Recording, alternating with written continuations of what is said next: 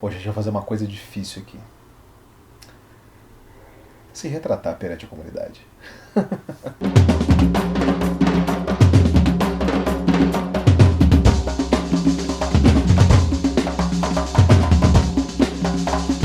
Livro de hoje, Thomas Bernhard, Mestres Antigos. Cara, minha redenção com Bernhard, minhas pazes com Thomas Bernhard. Meu pedido de desculpas pra vocês por todas as vezes que eu falei mal desse cara. Eu nunca mais falo mal desse sujeito. Esse sujeito, na verdade, não é nada do que eu achava. O cara é genial. O cara é inacreditavelmente bom, cara. E eu vou reler tudo que eu já li dele, agora com outros olhos. Queria inclusive agradecer a vocês do Livrada que me ajudaram muito a entender a chave de leitura para poder ler o Bernhard. E eu acho que foi isso, né? Eu gravei a resenha do Náufrago aqui. Eu tirei ela do ar, porque eu vou regravar ela, tá? Eu vou reler o Náufrago e vou regravar ela para você. Agora direito, agora com uma leitura correta da obra. Mas antes a gente vai falar desse aqui, tá bom? Cara, Mestres Antigos foi lançado recentemente aí pela Companhia das Letras, né? Aliás, interessante porque saiu o Bernhard e saiu pela Todavia também o outro, né? Que é o Derrubar Árvores, né? Esse livro já tinha sido publicado aqui por alguma outra editora, não foi a Rocco, foi a outra, que é como Árvores Abatidas, né? Enfim. E esse livro, o Náufrago e o tal do Derrubar Árvores, que saiu pela Todavia, eles compõem uma certa trilogia das artes do Bernhard, em que no Náufrago ele trata da música, né? O Náufrago é aquela história lá do amigo fictício do Glenn Gould, que não conseguiu ser genial como Glenn Gould. Do Derrubar Árvores parece que é sobre a literatura, não sei, não li ainda, mas esse aqui é sobre a pintura, tá? Então vamos lá, qual que é a história desse livro aqui e o que o cara está tentando fazer? Tem muita coisa para falar, mas eu vou tentar lembrar de tudo. Eu não fiz roteiro e pela primeira vez eu senti que eu deveria ter feito um roteiro para esse vídeo, tá? Mas vamos lá, cara. Mestres Antigos se passa na Áustria, especificamente dentro do Kunsthistorisches Museum, que é o Museu da História da Arte, lá, história da Arte de Viena, né? E tem um sujeito lá, que é o tal do Reger, uma coisa assim, que é um cara que vai dia sim, dia não lá pra porra do museu, senta na mesma sala que a sala Bordone do museu e num banco que fica de frente para um quadro que é o Homem de Barba Branca do Tintoretto. Ele fica ali olhando o quadro umas 3 horas e depois ele vai para um hotel ali que é o Ambassador comer, né, almoçar, etc. Esse cara tem 2 amigos, que são os outros 2 personagens secundários, né? O Arzbacher, que é o sujeito que narra o livro e vai transpor em muito a verborragia desse Reger por meio do discurso indireto livre ou por meio de uma contação que não necessariamente tem a marca do diálogo, a não ser por algumas por algumas marcações de verbum dicende, que a gente vai ver isso um pouquinho mais para frente.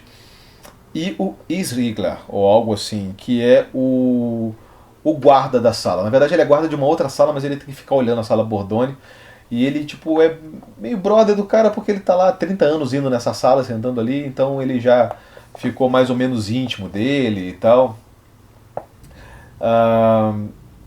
E ele vai. Ele meio que, às vezes, ele pede pro tal do Iris, sei lá como é que é o nome do sujeito, esvaziar a sala para ele poder ficar sozinho ali. E faz reserva o banquinho para ele, etc. E a história se dá, então, nessa sala, quando o Reger chama o Arzbacher para se encontrar com ele. Tá? Então o livro ele começa da seguinte forma. Tendo combinado de me encontrar com o Reger somente às 11h30 da manhã no Kunsthistorisches Museum, o Museu de História da Arte, às 10h30 eu já estava lá, a fim de, como me propusera fazia tempo, poder observá-lo do melhor ângulo possível sem ser incomodado, escreve Arzbacher. Né?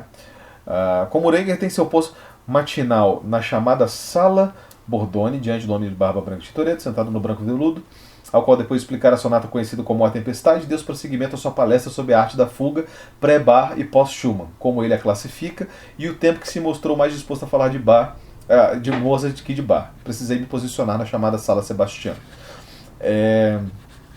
Antes dessa história começar, tem uma epígrafe aqui, do Kierkegaard, né, o filósofo lá que nosso amigo Lucas estuda, ele diz: a pena equivale à culpa, ser privado de todo o prazer de viver e conduzido ao mais alto grau de enfastiamento com a vida.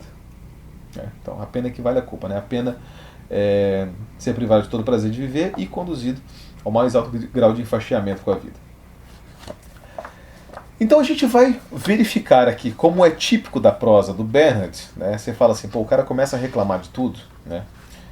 E você fala assim, não, o cara não vai passar 200 páginas reclamando de tudo e vai ser só isso a história. Vai ser só isso a história. Vai ser só isso a história, tá? Mas tem coisa aqui pra gente falar. Tem coisa aqui pra gente falar. Não é 200 páginas de verborragia gratuita, como eu achei que era. O que acontece? O Museu de História da Arte de Viena tem lá o Homem de Barba Branca do Tintoretto. E o Heger está lá. O Heger é austríaco, insatisfeitíssimo com o Estado austríaco, embora um grande amante fervoroso da Áustria, né, do país Áustria, mas não do Estado austríaco. E ele está lá fazendo suas considerações sobre a arte, e as considerações que ele faz sobre a arte são críticas ao Estado. Por quê? O Estado é o grande patrocinador da arte e é o grande seletor dessa arte, né? Então, esses caras, os mestres antigos são esses pintores que, né, faziam essas pinturas lindas que as pessoas vão para o museu e etc. Eles, em primeiro lugar, eles são, segundo a teoria do Heger aqui, eles são artistas estatais, quer dizer, eles pintam a pedido do Estado, financiados pelo Estado, de acordo com os ideais do Estado. Então ele fica falando, por exemplo, que o Kunsthistorisches Museum não tem nenhum Goya, porque o Goya é o cara que pinta os horrores da guerra, é o cara que denuncia, e a arte ali em Viena não tem nada disso, é uma arte meio asséptica, meio inofensiva, né? Então são esses quadros com a galera assim só posando, etc., que é parte do filtro dos Habsburgos, né? Os Habsburgos, ou os caras lá dos queixos esquisitos, como vocês sabem, selecionaram aquilo e eles deixaram de fora o Goya porque eles queriam a arte só como essa apreciação estética, essa nulidade burguesa de apreciação da arte, né? Não é uma arte que instiga, não é uma arte que provoca, não é uma arte que critica, é só uma arte que está ali para ser apreciada em sua pretensa perfeição, né? Mas ele fala que não tem perfeição nenhuma, que os caras, nenhum deles é realmente brilhante, né? Ele fica falando que o El Greco nunca pintou uma mão decente. Eu fui olhar, fiquei horas no Google Imagens procurando as mãos que o El Greco pintou. Eu falei assim, essas mãos são todas horríveis, parece tudo umas luvas de banho, molhada, meio murcha assim. Eu falei assim, realmente. Então, aquilo que sobra para a contemplação desse círculo da alta burguesia é, na verdade, essa arte estéril, essa arte vazia, e que as pessoas que vão lá no museu também consomem de forma vazia. Porque a galera, por um lado, não manja muito de arte, por outro lado, não sabe como é que contempla uma obra de arte.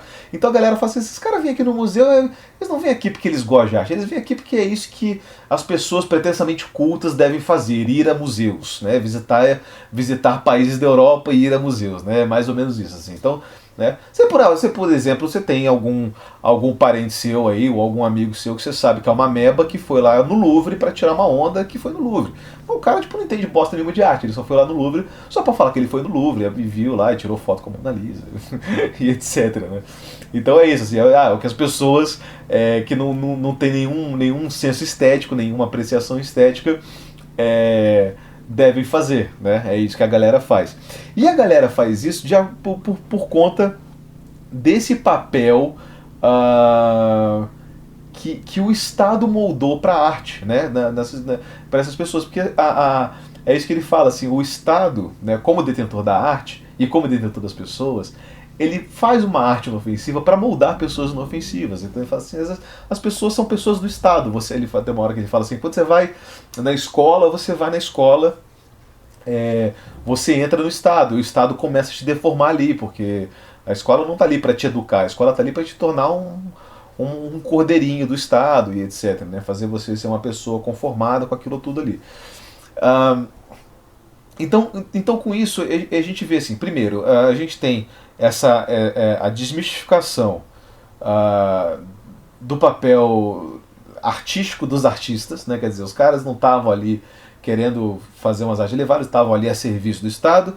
O Estado, por sua vez, estava selecionando as artes e selecionando as artes inofensivas para criar cidadãos estatais igualmente inofensivos, né?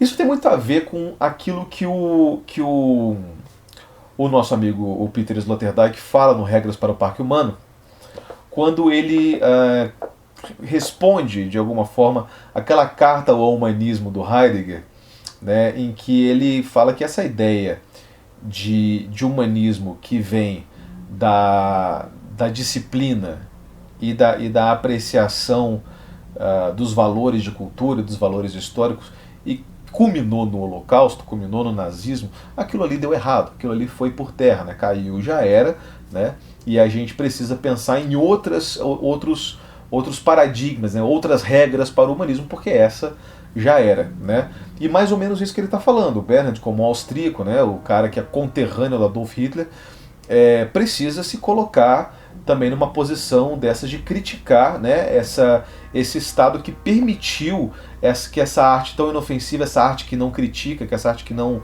não faz pensar, tenha culminado em soldados do Estado, nazistas. Então, assim, o Reger, ele é um cara que ele parece que odeia tudo e odeia todos, né?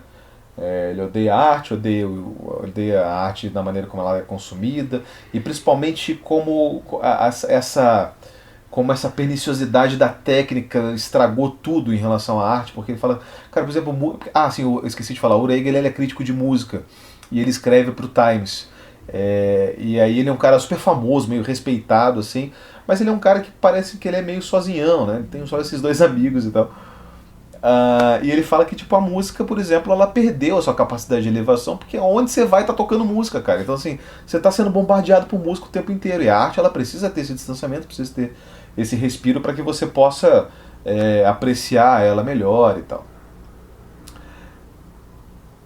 Conforme a narrativa passa, o tom do cara vai, tipo, sutilmente. E aí que tá a beleza da escrita do cara, porque, assim, ele conduz de um tema a outro, com muito naturalmente, mas enquanto ele está conduzindo, você percebe que o tom dele está mudando. Muito sutilmente. É uma palavrinha aqui, é uma frase ali, mas aos poucos a parada vai deixando de ser um rage meio sem sentido para ser um profundo lamento sobre a solidão e sobre a incapacidade. O que acontece? O Reger é crítico musical, mas ele não é músico. Ele gosta de arte, fica ali ouvindo o Tintoretto, mas ele não pinta, né? Ele gosta de ler, ele fala mal dos caras, ele mete o pau no Heidegger, inclusive, mete o pau no outro conterrâneo dele lá, mas ele também não escreve livros, né? Ele é só um crítico. E ele, como crítico, e como apreciador de arte, e principalmente ele como não artista, ele está, na verdade, colocando em contraposição as grandes ambições que ele tinha na cabeça dele, as grandes pretensões artísticas e de apreciação que ele tinha, em contraste com a limitação dele, e com essa limitação que é causada em parte pelas pessoas, em parte pelo Estado que moldou ele, em parte pela própria vida dele. Então você vai vendo que existe esse contraste, né? Ele coloca, né, em justa posição as ambições intelectuais que ele tinha com a limitação dele, né? Essa limitação que aí pode ter uma série de direcionadores, uma série de culpados, seja o Estado, seja ele mesmo, sejam as pessoas ao redor e a maneira como as pessoas consomem a arte, que não deixa com que a arte cumpra seu papel de fato e etc. E isso vai mais ou menos de encontro com o protagonista do Náufrago, né? Que é o cara que também não conseguiu ser tão brilhante quanto o Glenn Gould e etc. Né? Então ele meio que une os personagens dele, né? Os personagens bernhardianos. Inclusive, foi a nossa amiga aqui que falou comigo na ocasião do vídeo do Náufrago. Eu esqueci o seu nome, querida. Se você estiver aí, espero que ela não tenha desistido da gente depois daquele vídeo. Mas ela falou assim, cara, você tem que sempre ficar ligado no que o Bernhard não está dizendo, né? Ela me falou isso. Aprendo muito com você, gente. Obrigado mesmo por isso, inclusive. E assim, o que ele não está dizendo é justamente isso. É que ele é um cara que não conseguiu, por meio da apreciação da arte dele, por meio das coisas, ele não conseguiu se conectar com as pessoas. Ele não conseguiu ser integrado, né? Então, quer dizer, ele é um sujeito inapto para a vida na natureza, né? Ele depende da arte, só que a arte é feita por pessoa, e pessoa é uma merda. Aí que está o problema, né?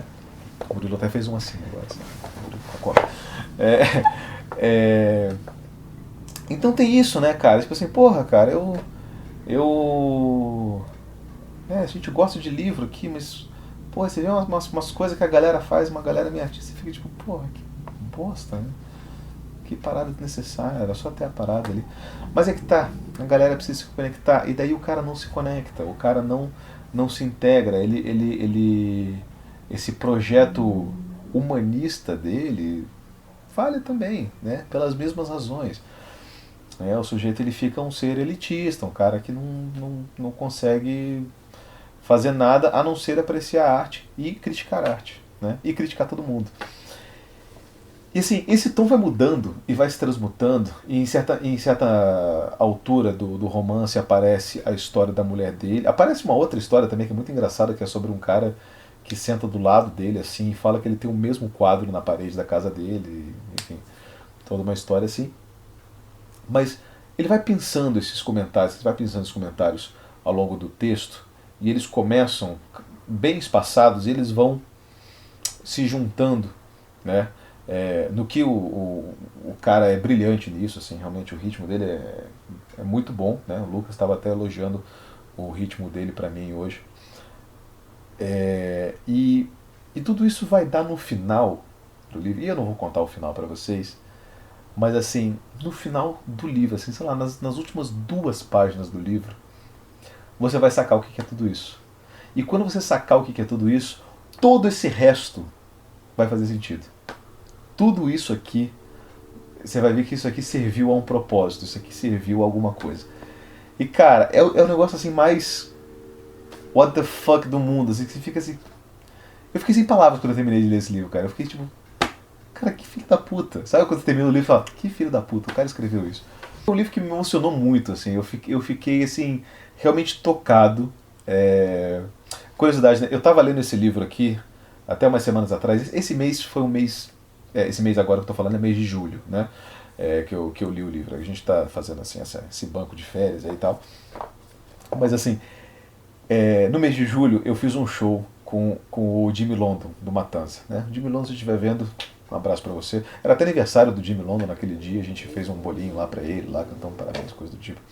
A gente foi tocar no Dia Mundial do Rock, lá no Rádio Rock Café, a gente foi fazer a banda de apoio pro Jimmy, com a minha banda Covid System, né? A gente fez ali um instrumental pra ele, e a gente tocou uma música do Matanza chamada Arte do Insulto, né?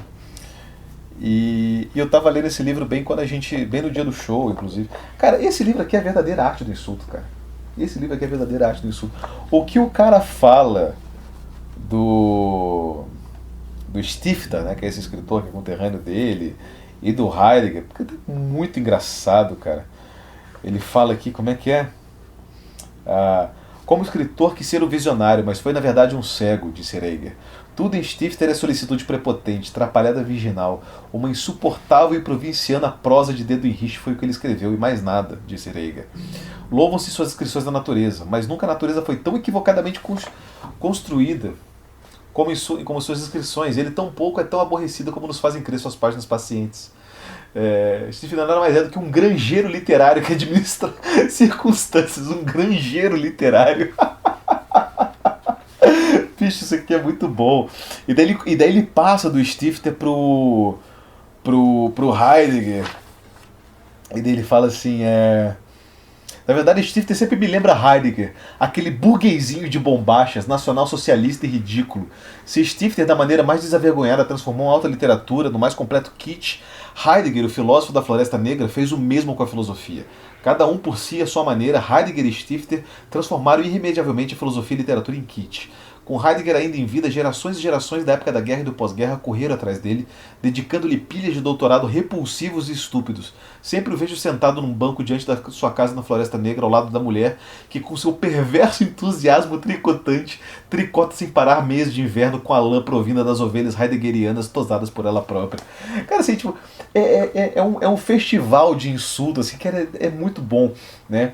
Ah, e aí que tá, eu tava falando sobre o ritmo dele e sobre esses verbum dicente que ele usa aqui, porque volta e meia o Reger tá contando alguma coisa pro Atzbacher, que tá narrando, e por sua vez o Atzbacher não é o cara que tá escrevendo esse livro.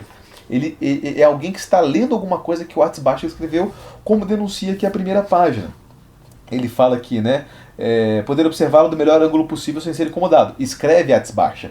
E tudo que se segue, que é um grande monólogo, que passa da cabeça do Atzbacher para a cabeça do Reger, para às vezes para a cabeça do Irisgler, nome esquisito, e volta e etc. Tudo isso tá meio que transmutado numa escrita aqui que você não sabe exatamente de onde está vindo. Mas às vezes o Reger está contando coisas para o Atzbacher e aí ele fala assim, e aí ela me disse, Reger disse, e ela tinha me dito que outra pessoa disse, Reger falou, etc. Então ele joga isso assim para ele ir aprofundando nessas camadas discursivas, as camadas narrativas, que parece um espiral sem fim, cara, parece um poço sem fundo, e é um vórtice de verborragia que você já não sabe mais aonde que está o tempo da coisa, né? E eu acho que tudo isso serve para esse propósito dessa insatisfação e desse meio mal-estar difuso que atira meio que para todo lado, inclusive para todos os tempos, e você não saca muito bem, você não consegue se situar muito, né? E acho que também não é nem essa a ideia do cara. A ideia do cara é fazer você meio que se perder no meio disso tudo e ficar só com esse ruído de crítica, com esse discurso fortíssimo que ele tem aqui, né? Então acho que era mais ou menos isso. Eu tinha mais coisa para falar, mas eu esqueci. Mas tudo certo. Gostei demais, cara, desse livro aqui. De novo, então, galera, desculpa por tudo que eu falei do Bernhard antes, tá? Vamos esquecer, vamos começar de novo. O nosso amigo lá, o Pedro Henrique Miller, né? Que é o único global que segue a gente. Único. Cara, cadê os atores globais que não seguem a gente aqui, cara? Só tem um ator global que segue. Então, Pedro Henrique, pô, obrigado mesmo. O Pedro Henrique falou assim, cara, que bom que você gostou, assim, porque não fazia o menor sentido você não gostar do Bernhard. E volta e meia as pessoas falam de mim, falam do Bernhard, e eu falei, pô, tem alguma coisa a ver, né? Eu tô indo lá pra Gramado, né, na Feira Literária de Gramado, os caras de Gramado me anunciaram como bad boy, você viu isso, né, mano? E daí o Galo tava falando comigo, agora tá todo mundo me zoando por causa dessa porra. E daí o Galo falou assim, pô, cara, tava lendo aqui o Bernhard, né, que é um bad boy da literatura, igual você é um bad boy da literatura. Tá, né? Agora vai ser isso pra sempre.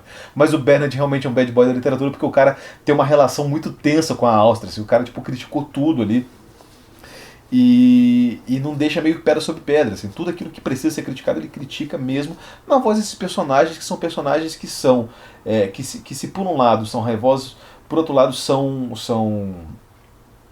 incapazes por conta justamente daquilo que eles criticam, né? Do Estado e da sociedade vienense, austríaca, etc.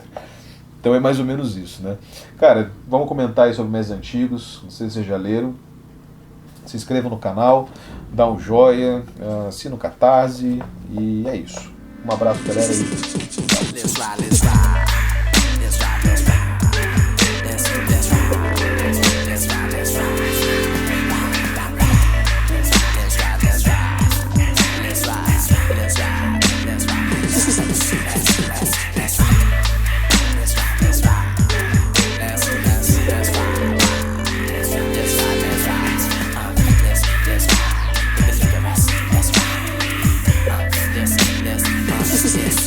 Represent M-I-A-M-I. Drive like a semi. Am I just another brother like a lover like am I? Think